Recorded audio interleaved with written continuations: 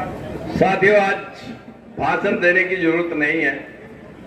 बस मां कसम, आपकी कसम, मैं 3 नारे लगाऊंगा। सबसे पहला नारा जो बाबा साहब ने जिस धर्म को बनाया था उनके नाम का, आप भी कहेंगे, मैं भी कहूंगा, नमो बुद्धाय, जय भीम, जय संविधान, जय विज्ञान। साथियों, 21वीं सदी है।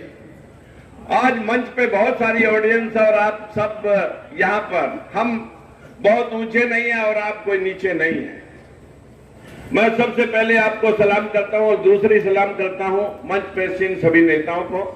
लेकिन आज बाबा साहब के जिस स्वरूप को हम याद कर रहे हैं, उनका वंश आज यहां पर मौजूद है। आज भीमराव यशवंतराव अंबेडकर मौके पर मौजूद है। पूरा जीवन बाबा साहब ने अपने सारे बच्चे गंवा दिए। बहुत मुश्किल एक बचा था, उनका अंश आज आपके बीच में बैठा है। उनके नाम की जरा ताली लगाएं। आज भाई किसानों के लिए और हम मजदूरों के लिए हर रोज आपके बीच में वार्ता करते हैं। एक ताली आप भाई राकेश टिकैत, जो काले कानूनों के खिलाफ 1 साल तक संघर्षरत रहे, एक ताली लगाएं। आज मंच पे जो सारी ऑडियंस बैठी है, भरते साहब बैठे हैं, भाई सुमित रतन बैठे हैं, जिन्होंने आज का पंडाल सजाया है, उनके लिए भी एक कस के ताली लगाएं। मित्रों, हम कौन हैं? हम सब किसान और मजदूर हैं। तो हर आदमी की नाक सिकुड़ जाती है जब किसी के घर में कोई मजदूर शिरकत करता है, जो इस देश का निर्माण करता है। और विशेषकर मैं अगर जाति की बात कहूं तो हमारे एससी भाइयों में बहुत सारी ऐसी जातियां हैं जो 24 घंटे अपना चूल्हा गर्म करने के लिए सारा दिन मेहनत कश है। कोई भीख मांगता हुआ, दान मांगता हुआ नहीं मिलेगा, काम करते हुए लोग मिलेंगे। उनसे हम नाक चढ़ाएं और जो लोग इस देश को झूठ बोल करके, अंधविश्वास और पाखंड में झोंक करके इस देश का नाश कर दें, साथियों उनको हम पटड़ी पे बैठा करके पैर धो करके लंगर जमाते हैं।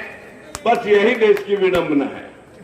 अगर हमारे देश में से बच्चे आज हजारों करोड़ों Canada, America, Australia, German, Japan वहां पर जा रहे हैं, वहां कोई धोख मारने के लिए नहीं जा रहे, वहां मेहनत करने वालों को पैसा मिलता है, उनका सम्मान होता है। इस देश में मेहनत करने वाले की कमर तोड़ दी गई है। बस यही संविधान को लागू करने के लिए आज हम सब यहां पर इकट्ठे हुए हैं।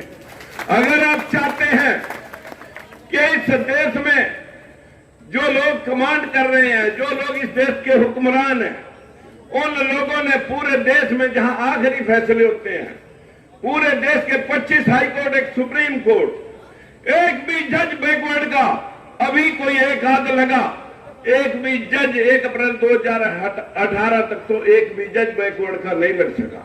शेड्यूल कास्ट की भी 23% रिजर्वेशन, 22.5% रिजर्वेशन थी, लेकिन उनके भी मात्र 600 जजों में सिर्फ 18 जज हैं। फिर हम क्या कहें? इसमें तो सारी पार्टियां ली, हम किसी एक पार्टी को क्या कहें? बहुत सारी पार्टियों ने इस समाज को फुटबॉल बना रखा है। आप हर बार सरकार बदलते हैं, लेकिन सिस्टम आप नहीं बदल सके। आपका बना हुआ फुटबॉल और आप ही की वोट के जो इन पार्टियों में बैठे हैं वो बन गए हैं दलाल। और आप गरीबी, बेरोजगारी, लाचारी का आपको साथियों अभी तक नहीं है मलाल। हमारा भी एक दल, एक पार्टी हो, हम भी इस देश के निर्माता हो, जिसकी महात्मा ज्योतिबा फूले और भीमराव अंबेडकर है एक मिसाल। आपने इस मिसाल को ध्यान में रखते हुए जगाओ इस मिसाल को, घर घर में जाकर के अंधविश्वास और पाखंड का चीरहरण करो।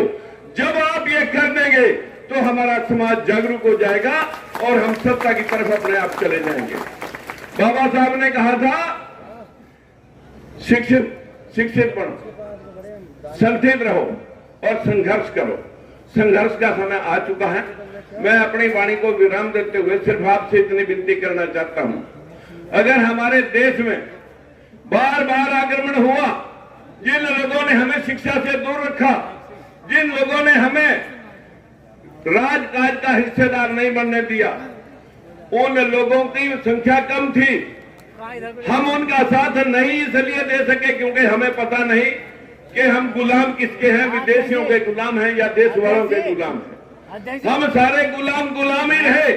तो कभी आक्रमण हमारे पर बाहर से आर्य सभ्यता का हुआ, कभी हमारे पर आक्रमण साथियों इस देश के अंदर मुगलों का हुआ, कभी अंग्रेजों का हुआ, हुणों का हुआ, डचों का हुआ, बार बार हम ही गुलाम हुए।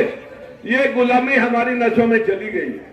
मेरी हाथ जोड़कर विनती है, इस गुलामी से बाहर आए, अंधविश्वास से बाहर आए। 21वीं सदी है, विज्ञान की सदी है। साथियों, बाबा साहब ने स्वर्ण अक्षरों में लिख रखा है कि 20वीं सदी अंधविश्वास और मनुवाद की थी, 21वीं सदी मेरा समाज जगेगा और राज की तरफ बढ़ेगा। मैं दावे से ये बात कह सकता हूं। मित्रों, आज समय आ चुका है। मैं आप सभी को प्रणाम करता हूं। हर रोज जब हम अंधविश्वास के ऊपर चोट करते हैं तो न जाने कितने लोग हमारे ऊपर प्रहार करते हैं कि राजकुमार सैनी किसी जाति का नाम ले रहा। साथियों, जिन जिन लोगों ने भगवान बनने का प्रयास किया, आधे से ज्यादा जेल में जा चुके हैं और बाकी के लोगों को अभी जाना है। आप चिंता मत करें, यहाँ कोई जाति की बात नहीं है। हम किसी जाति के खिलाफ नहीं बोलते। अंधविश्वास फैलाने वाले लोग जो इस देश को मानसिक गुलाम बना चुके हैं, जिन लोगों ने ऐसे ऐसे प्रपंड महल से बच्चे बना दिए, आदमी की गर्दन पर हाथी की गर्दन लगा दी, इस देश को सूर्या को बंदर निकल गया, जो इस देश में ये चीज साबित करने वाले थे, कसम से मां कसम, ये देश आज भी वहीं खड़ा है। हमारी नारी शक्ति, बदकिस्मती देखिए, जो बाबा साहब ने नारी शक्ति को संविधान के जरिए शिक्षा का अधिकार दिया, पति पिता की जायदाद में अधिकार दिया और अधिकार दिया, राष्ट्रपति बन सकती हैं, प्रधानमंत्री बन सकती हैं, जज एसपी डीसी बन सकती हैं, लेकिन किसी मंदिर की महंत नहीं बन सकती। फिर भी ये 50% जो आबादी हमारी नारी जाति की है, वो मंदिरों की गुलाम हुई पड़ी है।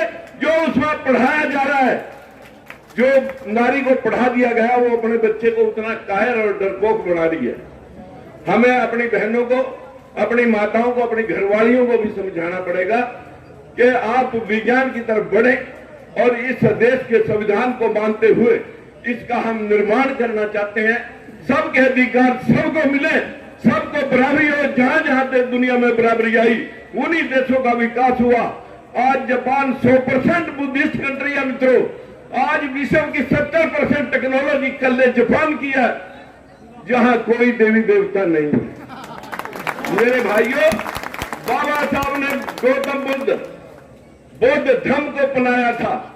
हम भी आज आपके सामने, वैसे तो मैं 1 साल पहले से बौद्धिस्ट हूं और आप सबसे भी अपील करता हूं कि आप भी बौद्धिस्ट बन जाइए और इस देश का निर्माण करिए। नमस्कार।